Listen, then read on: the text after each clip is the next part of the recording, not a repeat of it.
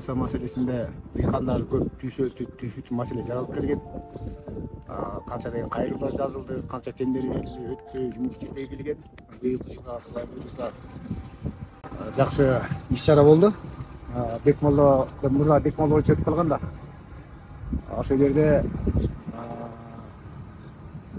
18 арка тендерге берилген. Өкмөт тандоо кылып, өзүнүн техникалары бар, көпчүлүк ирдеме менен механический өткөндө 5 арк тандап алдык.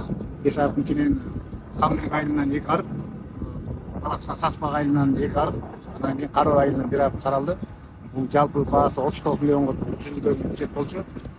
Азыркы күндө где-то бир 40% жумушка кирди. Бул токтоп калды дегенде кечирээк баштап калды жумуштарыбыз. Чарбаларыбыз биргелештирип болуп калып, бюджет токтоп калды. Печаттар жок болуп калды. Ошол негизде кечирээк баштап калды, майда баштап калды. Атак өкмөт менен түзүлгөн келишимибизде апрелде башталып, майда толук каны бүтүп беребиз деген ниетибиз бар да, жетпей калдык да болгондо. Анан түшүм келип калды, арпа буудай сугак келип калды, картошка бурчак келип калды. Жарандарыбыз дагы, дыйкандарыбыз дагы түшүмүн өзгөртүп курбай эле деп өкмөт менен кеңешип келишти. 2 чакат менен августтун 20-нан кийин июлдун аягында ошолор баштайбыз деген ниетте калып, сугартылып иштер аякталды.